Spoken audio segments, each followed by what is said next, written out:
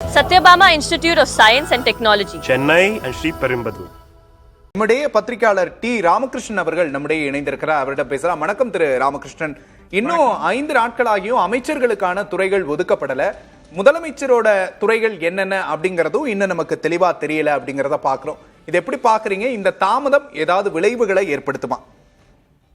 இந்த தாமதம் அதாவது நிர்வாக ரீதியில ஏதாவது விளைவுகளை ஏற்படுத்துமானா அது ஏற்படுத்தாதுன்னு தான் என்னுடைய கருத்து. ஆனால் மக்கள் மத்தியில இது ஒரு அனாவசியமான ஒரு குழப்பத்தை ஏற்படுத்தும். இவர்கள் எதற்காக தாமதிக்கிறார்கள், ஏன் தாமதிக்கிறார்கள் அப்படிங்கறதுல இருக்கு. அதாவது இப்போ அரசு நிர்வாகம் என்பது இருந்துட்டு இருக்கு. இப்ப தேர்தல் சமயத்துல அப்படியே தான், அதாவது முதலமைச்சருங்கிறவர் இருந்தாலும் கூட அவரை இது இல்லாதபடி அவரை சம்பந்தப்படுத்தாம அந்த அரசு நிர்வாகம் இயங்கிதான் வந்தது. ஓகே, அதனால இன்னும் கொஞ்ச நாள் இயங்கலாம், அதெல்லாம் ஒன்றும் பிரச்சனை கிடையாது. ஆனா இப்பொழுது அப்படி இல்லை. இப்போ தேர்தல் வந்தாச்சு, முடிஞ்சாச்சு, முடிவுகள் வந்துச்சு, நீங்க ஒரு அமைச்சரவைன்னு ஒண்ணு உருவாக்கிட்டீங்க. அதுக்கு பிறகு நீங்க அவங்க உங்களுக்கு இலாக்காக்கள் நியமிக்காமல் இருப்பது அந்த புதிய ஆட்சியை பற்றி மக்களுக்கு ஒரு ஏதோ ஒரு இங்கே ஒரு இடத்துல அவங்களுக்கு ஒரு இந்த இது ஏதோ சரியில்லை போல் இருக்கு அப்படிங்கிற ஒரு எண்ணத்தை இவர்களே உருவாக்குகிறார்கள். அதுதான் முக்கியம். அந்த எண்ணத்தை அவர்கள் தவிர்த்திருக்கணும். அந்த எண்ணத்தை நிவர்த்தி செய்யற மாதிரி அவங்க உடனடியாக யார் எந்தெந்த இலாக்கான்னு சொல்லிடணும். அதனால அது ஐ திங்க் தாமதப்படுத்துறதுல அர்த்தமே இல்லைங்கிறது தான் என்னுடைய கருத்து. சரி, மக்கள் கிட்ட ஒரு நம்பிக்கை இல்லாத ஒரு பிம்பத்தை ஏற்படுத்தும் அப்படின்னு சொல்றீங்க. இதுக்கு இன்னொரு பக்கம் அரசியல் காரணங்களும் இருக்குமா? ஏன்னா தாவேக அரசு அப்படிங்கிறது பெரும்பான்மையாக்கான எண்ணிக்கை இல்லாம சில கட்சிகளோட ஆதரவோட இப்ப ஆட்சி அமைச்சிருக்காங்க. அரசியல் ரீதியிலான காரணங்கள் என்னென்ன இருக்கு? எனக்கு இப்போ அவங்க 144 பேருடைய ஆதரவை பெற்று விட்டார்கள். அதனால இப்ப நேற்று இரவாவது வரும்னு நினைச்சேன் இலாக்கா, அதுவும் வரல. ஓகே, இனிமே ஏதாவது எக்ஸ்பான்ஷன் இருக்குமாக்கும்னு பார்த்தோம்னா அந்த மாதிரி விரிவாக்கமும் இருப்பது போல தெரியவில்லை. ஓகே, இருக்கிற மந்திரிகளை தான் வைத்துக் கொண்டு அவர்கள் நடத்துவார்கள் போல தெரியுது. ஏனென்றால் இன்னும் ஒரு 10 நாள்ல உங்களுக்கு ஆளுநர் உரை ஆளுநர் உரைக்கு நீங்க இந்த தேதி குறிக்கப்படணும். அதுக்கப்புறம் ஆளுநர் உரை செய்யவாரு. அதுக்கப்புறம் ஒரு வார காலம். ஸோ அதுக்கு முன்னாலேயே நீங்க இந்த இலாக்காக்கள் எல்லாம் பிரிச்சாதான் நன்றாக இருக்கும். இது அரசியல் காரணம் எனக்கு. ஏன்னா இப்போ சில பேர் என்ன சொன்னாங்கன்னா, இப்போ காங்கிரஸ் வரலாம், இல்ல பிரிந்து போன இந்த பிரிந்திருக்கின்ற அஇஅதிமுக பிரிவினர் இருக்காங்க இல்லையா, சண்முகம் வேலுமணி பிரிவினர்ல இருந்து சில பேர் அவங்க மந்திரிகளா எடுத்துக்கலாம். அதனால அவர்களுக்கு இலாக்காக்கள் இது பிரிக்கல, அப்படி போறலன்ற மாதிரியான ஒரு கருத்து இருக்கு. ஆனா அது தேவையில்லை. நீங்க எப்ப வேணா மந்திரிகளை சேர்த்துக் கொள்ளலாம். அதாவது உங்களுக்கு அந்த அரசியல் சாசனம் என்ன இது இருக்கோ அதுக்கு உட்பட்டு நீங்க எத்தனை பேரை சேர்த்துக் கொள்ளணுமோ அத்தனை பேரை சேர்த்துக் கொள்ளலாம். அப்புறம் இலாக்காக்களை மாத்திக்கலாம். அதில் ஒன்றும் மாத்திக்க முடியாதுன்னு ஒண்ணு கிடையாது. ஆனால் என்னை பொறுத்தவரையில் இவர்கள் ஒரு ஐ திங்க், அதாவது அரசியல் பக்குவமின்மையை விட அரசியல் அந்த அனுபவமின்மையினாலேயே ஐ திங்க் அவங்க இதை தாமதப்படுத்துறாங்களோன்னு எனக்கு எண்ணம். அதனால அது விரைவில் அதை முடிக்கணும். அது யார் எப்ப வேணா சேரலாம், மாற்றங்கள் நிகழலாம். அதனால அதெல்லாம் விட்டுருங்க. இப்ப நீங்க உடனடியாக இந்த இலாக்காக்களை பிரிச்சு கொடுத்து அது அறிவிப்பு தான் முறையாக இருக்கும். மேபி இன்றைக்கு 13ஆம் தேதி, சோ இந்த சித்திரை மாசம் போட்டுன்னு சொல்றாங்களா என்னன்னு எனக்கு புரியல. அதனால அதுவும் கூட இருக்கலாம். ஏன்னா நம்ம அதையும் நம்ம மனசுல வைத்துக் கொள்ள வேண்டும். அரசியல் அனுபவமின்மையும் ஒரு காரணமா இருக்கலாம் அப்படிங்கறத நீங்க சொல்றதன் மூலமா என்னால புரிஞ்சுக்க முடியுது. நம்முடைய மூத்த பத்திரிகையாளர் திரு ஷபீர் அவர்கள் இணைந்திருக்கிறார்கள். வணக்கம் திரு ஷபீர். 5 நாட்களாகியும் இன்னும் தாவேக அமைச்சரவைக்கு இலாக்காக்கள் ஒதுக்கல, முதலமைச்சருக்கே இன்னும் தெளிவான இலாக்கா என்ன அப்படிங்கறது நமக்கு தெரிய வரல அப்படிங்கிறோம். அனுபவமின்மையும் இதுக்கு ஒரு காரணமா இருக்கும் அப்படின்னு சொல்றாங்க. வேற என்னென்ன பின்னணி, என்ன நடந்துகிட்டு இருக்கு ஷபீர்?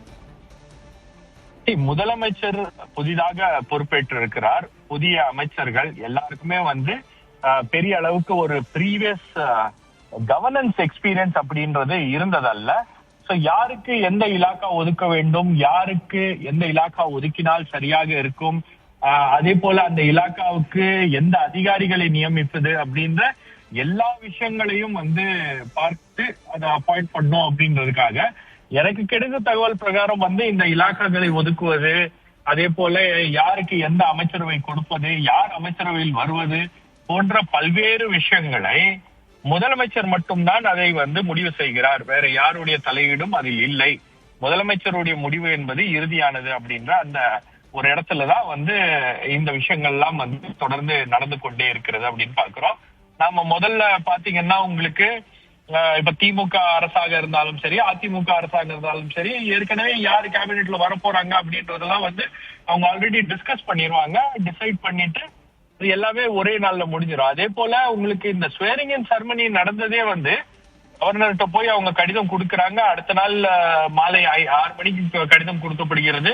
அடுத்த நாள் காலையில நீங்க 10 மணிக்கு ஸ்வேரிங் இன் பண்ணணும் அப்படின்னும் போது அந்த குறுகிய காலகட்டத்துக்குள்ள வந்து நீங்க அரசியல் சாசன சட்டம் சொல்லி இருக்கக்கூடிய அந்த நம்பர்ஸ் இருக்கு இல்லையா, இவ்வளவு அமைச்சர்களை நீங்கள் வந்து உங்களுடைய கேபினெட்ல வைத்துக் கொள்ளலாம் அப்படின்னும் போது லிமிடெட் கேபினெட்டோட நாம வந்து பதவி ஏற்போம் அப்படின்ற அந்த முடிவோட தான் அவங்க வந்து பதவி ஏற்றிருக்காங்க. மேபி உங்களுக்கு இந்த இலாக்காக்கள் எல்லாம் வந்து ஒரு 2 நாள் தெரிஞ்சிரும் அப்படின்றதுதான் வந்து செக்ரட்டேரியட்ல இருந்து வரக்கூடிய, கோட்டையிலிருந்து வரக்கூடிய தகவல்கள் வந்து நமக்கு தெரிவிக்கின்றன. ஆனால் முதலமைச்சர் விஜய் அவர்கள் ரொம்ப தீவிரமாக இருப்பது என்னன்னா, யாரிடம் இந்த இலாக்காவை கொடுத்தால் அது வந்து உங்களுக்கு பெரிய அளவுக்கு ஒரு மாற்றத்தை ஏற்படுத்தலாம் அப்படின்ற ஒரு எண்ணத்தில் தான் அவர் வந்து அதிகாரிகளையும் தேர்வு செய்கிறார். அதே போல அந்த இலாக்கா எந்த அமைச்சரிடம் போனால் அது சரியாக இருக்கும் அப்படின்றது இது நிர்வாக ரீதியாக நடக்கின்ற விஷயங்கள். இன்னொரு பக்கம் பாத்தீங்கன்னா உங்களுக்கு அரசியல் ரீதியாக ஒரு பெரிய நெருக்கடி அப்படின்றது முதலமைச்சர் அவர்களுக்கு இருக்கிறது. ஒரு பக்கம் காங்கிரஸ் கட்சி கூட்டணிக்குள் வந்துவிட்டது, கேபினெட்குள்ள வராங்க அப்படின்னும் போது அவர்களுக்கு ஒதுக்க வேண்டிய இலாக்காக்களை பேசி தீர்க்க வேண்டும். இன்னொரு பக்கம் உங்களுக்கு அதிமுகவிலிருந்து சிலர் வரக்கூடிய வாய்ப்புகள் இருக்கிறது அப்படின்னும் போது அந்த டாக்ஸும் போயிட்டு இருக்கு. அதே மாதிரி உங்களுக்கு விசிகாவும் வந்து ஒரு வாய்ப்பு இருக்கு அப்படின்றத தொடர்ந்து பேசிக்கிட்டே இருக்காங்க அப்படின்னும் போது அப்ப இத பேலன்ஸ் பண்ண வேண்டிய ஒரு நடவடிக்கை அப்படின்றது வந்து ரொம்ப முக்கியமான ஒரு விஷயமாக இருக்கிறது. ஆகவேதான் அந்த இடத்துலதான் வந்து இந்த தாமதம் அப்படின்னு பாக்குறேன்.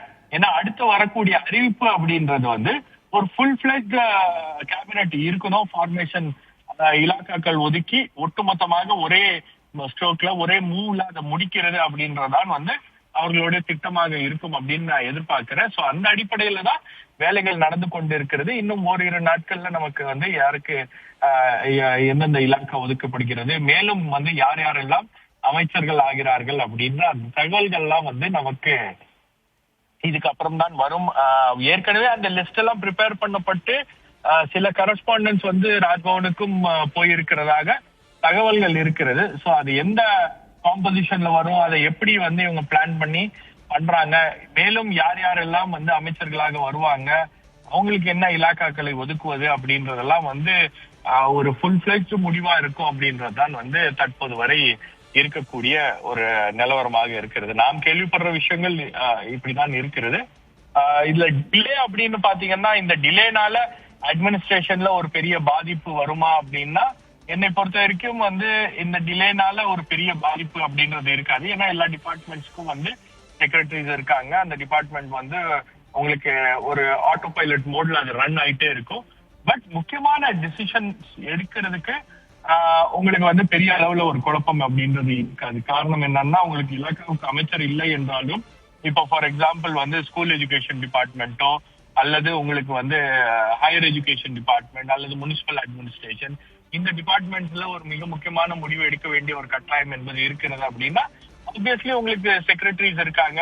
ஓகே, முதலமைச்சரே அனைத்து முடிவுகளையும் எடுக்கிறார். இன்னொரு பக்கம் அரசியல் ரீதியாகவும் அவருக்கு நெருக்கடி இருக்கு அப்படிங்கறத நீங்க சொல்ல வரதன் மூலமா புரிஞ்சுக்கிறோம். நன்றி Shabir. Satyabama Institute of Science and Technology, Chennai and Sri Perumbudur.